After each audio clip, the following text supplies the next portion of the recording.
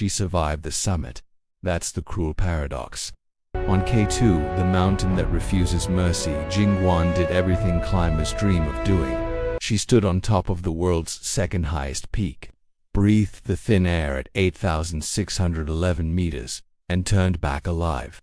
By every rule of mountaineering logic, the danger was supposed to be behind her, but the mountain wasn't finished.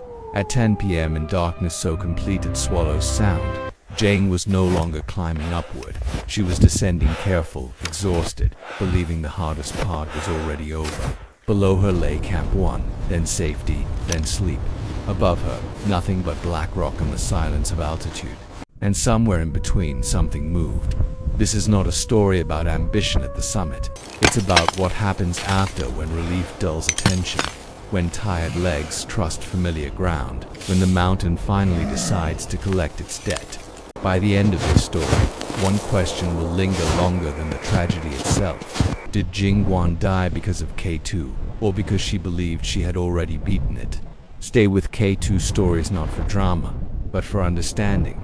Because on this mountain, understanding often comes too late. The Abruzzi Spur, where Jing was descending, had been whispering warnings for weeks.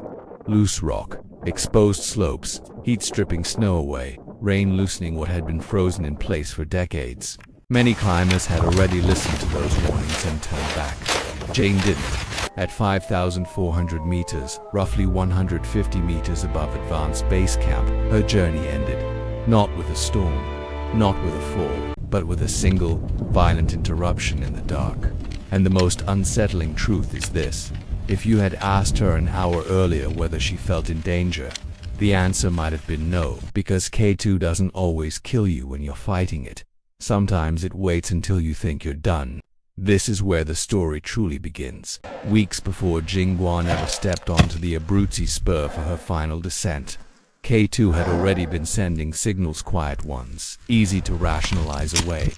The season began with hesitation. Climbers arrived expecting the usual brutality, cold, wind, slow accumulation of snow.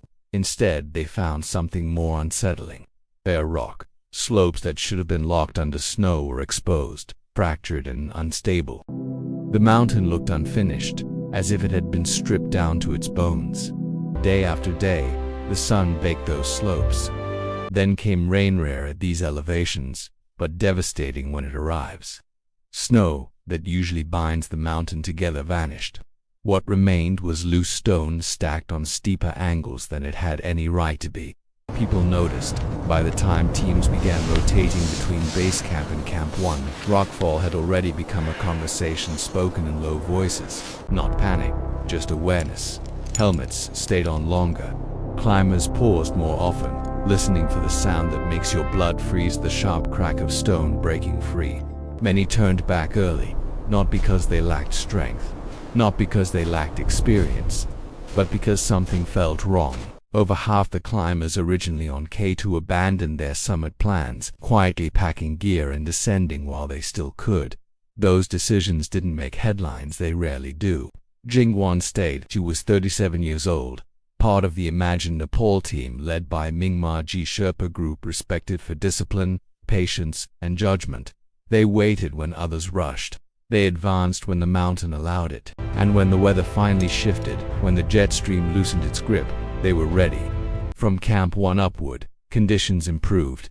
Snow returned. The mountain, for a brief window, behaved the way climbers hope it will. Above Camp 2, Jing moved well. No reported issues, no drama. Just the long, grinding work of climbing at the edge of human tolerance. And that matters because success changes how danger feels. When a climber struggles on the way up, fear stays close. Every step demands attention. But when things go smoothly, when the body responds and the weather cooperates, a quiet confidence creeps in. It's not arrogance, it's relief. And relief is dangerous. Jing reached the summit of K2 on August 11th. She stood where very few ever stand, having passed through the bottleneck, crossed under the hanging seracs, navigated the thin margin where mistakes don't forgive. She had survived the most infamous hazards on the mountain. That success rewrites the internal narrative. The summit is supposed to be the climax, the place where risk peaks and then recedes. Turning around feels like crossing an invisible line from danger back toward safety. Descending becomes procedural, familiar, something you've already done before. But the Abruzzi spur below Camp 2 doesn't care about narratives. Unlike the upper mountain, where snow can absorb sound and slow-falling debris, the lower slopes were exposed and brittle. Every step dislodged something. Every climber above became a potential trigger for rockfall below. By nightfall on August 12th, Jing was descending through this zone. It was late around 10 p.m. Pakistan time. Darkness on K2 is not just absence of light, it's disorientation. Headlamps flatten depth, shadows deceive.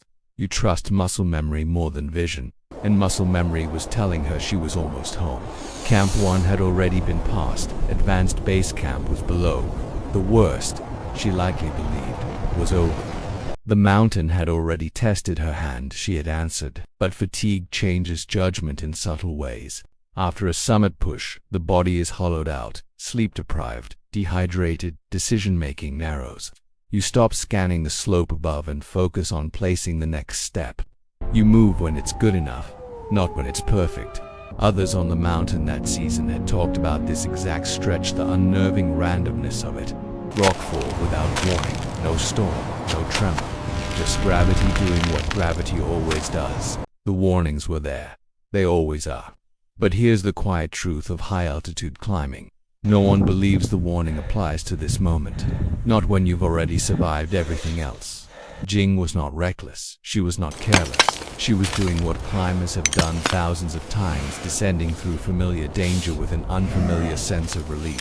And somewhere above her, something loosened. Not because she made a dramatic mistake. Not because of a sudden weather shift, but because weeks of heat, rain, and human movement had turned that slope into a loaded mechanism waiting for one final release.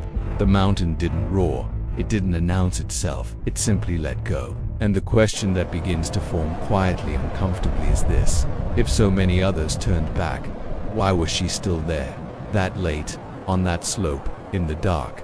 That question doesn't accuse, but it refuses to disappear. There is a moment on every major expedition when the mountain stops feeling like an adversary and starts feeling like a system, routes memorized, camps numbered, hazards categorized. It's efficient, it's necessary, and it's how climbers survive.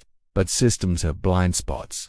By the time Jing Guan began her descent from the upper mountain, the imagined Nepal team had already invested weeks' time, energy, trust into this narrow weather window. They were leading the only summit push of the season. Others had watched and waited, then quietly withdrawn. That kind of pressure doesn't shout. It hums. It tells you, you're finally through the worst of it. It tells you, don't waste the window. It tells you, keep moving. Above Camp 2, those instincts were rewarded. Snow cover stabilized the slope, footsteps held. Ice tools bit cleanly. Mingmeji Sherpa later said the mountain felt in good condition from Camp 1 upward, and he wasn't wrong. That statement is important, because it was true, and because it wasn't the whole truth. From Camp 2 down, K2 was a different mountain. Here the route lost its white armor. What remained was dark, angular rock, fractured by temperature swings, loosened by rain, and constantly disturbed by human traffic. Every climber who moved through that section added to its instability, even while trying not to. Jing would have known this. She wasn't inexperienced. But knowing something intellectually is not the same as feeling it emotionally, especially after success. Summiting K2 rewires the mind in subtle ways. There is relief. First, a quiet exhale after days of tension. Then comes recalibration. You begin to measure risk differently. The summit's the great unknowns behind you. What remains feels finite, manageable. This is where information gaps become dangerous. No one can see the entire slope above them. No one knows which rock has been loosened, or by whom, or when it will finally fall. At night, that uncertainty doubles. Headlamps don't reveal movement until it's already happening. And then there is fatigue. After a summit push, climbers are operating on borrowed reserves. Reaction times slow. Awareness narrows. You make fewer checks, not because you don't care, but because you physically can't maintain the same vigilance. There's also timing. Why was Jing descending that late around 10 p.m.? Because summit days stretch longer than planned, because delays compound, because stopping too early carries its own risks, exposure, cold, altitude sickness. Sometimes a safer option feels like continuing, even when continuing carries danger of its own. This is the trade-off no one talks about in simple terms. Descend now, tired and in the dark, or stop, rest, and face a different set of threats. Neither choice is clean. Neither choice feels obviously wrong. And that's where the mountain works on you, not through force, but through ambiguity. On the Abruzzi Spur, between Camp 1 and Advanced Base Camp, climbers often move quickly. It's tempting. The end is near. The body wants closure. You tell yourself, just get through this section. Speed, however, has a cost. Faster movement means less time listening, less time scanning above, less time reacting if something shifts.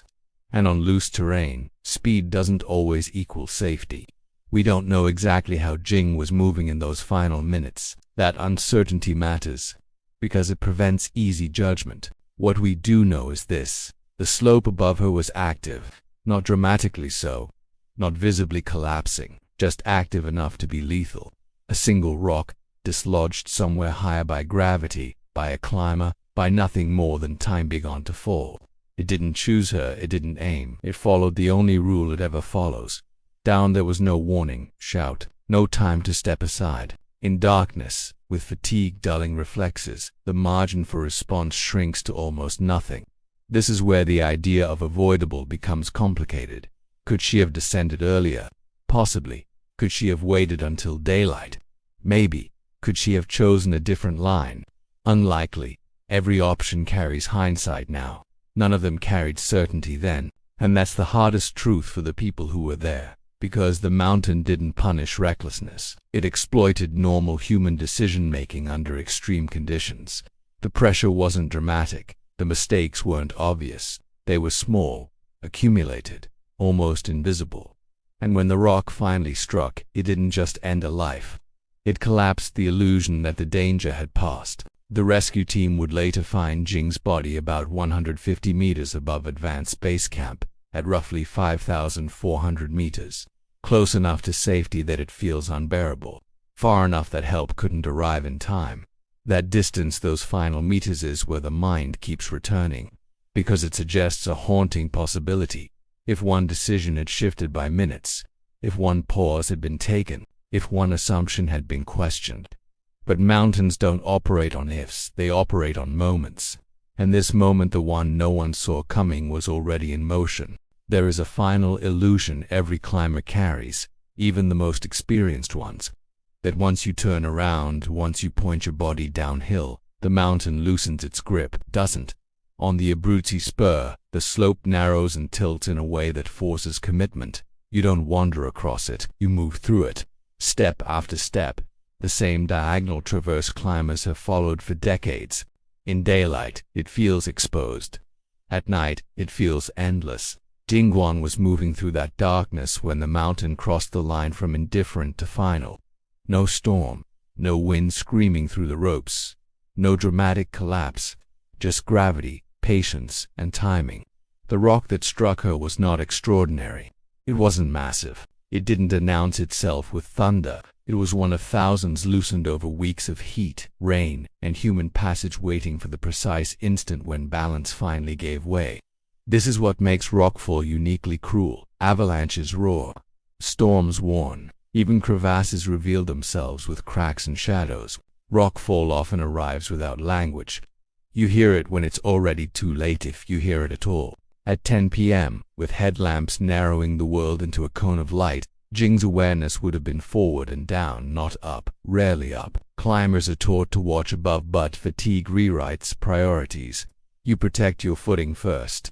You survive step by step. Somewhere higher on the route, something shifted. It might have been triggered by another climber descending earlier. It might have been loosened hours before, only now choosing to fall. It might have needed no human cause at all. That uncertainty matters because it strips the event of blame. There was no villain here, no single error, no dramatic failure, just a moment when human limits met geological time.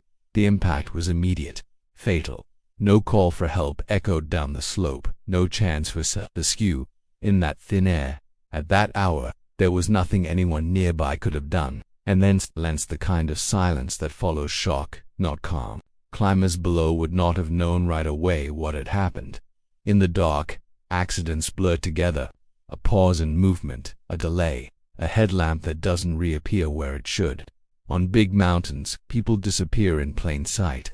It was only later when communication filtered through camp that the reality settled in. Jing Guan, who had summited K2 just one day earlier, was gone, found 150 meters above advanced base camp. That detail haunts the people who hear it. 150 meters is not a long distance in mountaineering terms. It's the length of a football field, a few minutes of careful descent. The difference between exposure and shelter, between danger and something resembling rest. But mountains don't measure survival that way. They don't acknowledge proximity. They don't reward effort already spent. The breaking point didn't arrive at the summit. It didn't arrive in the bottleneck. It arrived in a place climbers often rush through, precisely because it feels familiar. That's the quiet betrayal, because psychologically DJing was likely already transitioning out of survival mode. The mind loosens its grip before the mountain does. Attention softens. Relief takes space where vigilance used to live. This is not a character flaw, it's a human response. And it's one K2 has exploited again and again. The rescue operation began soon after confirmation. Pakistan's Alpine Club acknowledged the incident. Army Aviation would later recover her body and transport it to the military hospital in Skarju. Those are facts. But facts don't carry the weight of what happened in those final moments. What carries the weight is the realization that nothing dramatic preceded them. No argument, no sudden decision, no defiance of obvious danger, just continuity, one step leading into the next until continuity broke. For the climbers still on the mountain that night, sleep would not come easily, not because of fear, but because of recognition. They had walked that slope, they had felt that rock shift underfoot, they had told themselves the same quiet lie. Once we're past this section, we're safe. Jing Guan never got the chance to be wrong about that. And the mountain, unchanged by what it had taken, waited for morning. Morning on K2 does not bring relief, it brings clarity.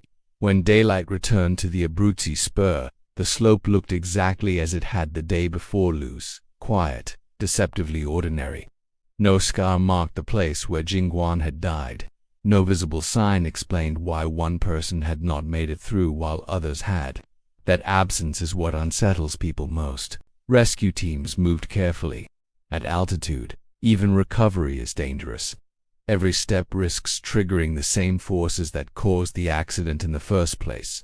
By the time Dijing's body was located about 150 meters above advanced base camp, the outcome was already beyond question. Head injury, instant, unrecoverable. Her body would later be flown by Army Aviation to Skarju, to the mortuary of a military hospital. Those words sound procedural, clean. They hide the human cost behind logistics and coordination. Back on the mountain, climbers began replaying their own timelines. When did we pass that section? How fast were we moving? What did we ignore? This is how aftermath unfolds in high-altitude tragedies, not through speeches or public grief, but through private recalculations. Every survivor quietly checks their own decisions against the outcome they narrowly avoided. The mountain hadn't changed overnight, but perception had. What had felt manageable now felt arbitrary. The same slope, the same rocks, the same route, but seen through a different lens.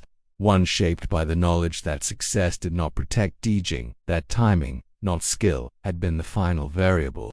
Teams that were still on the mountain descended with heavier attention. Helmets stayed on. Movements slowed. People waited longer between climbers to reduce rockfall risk.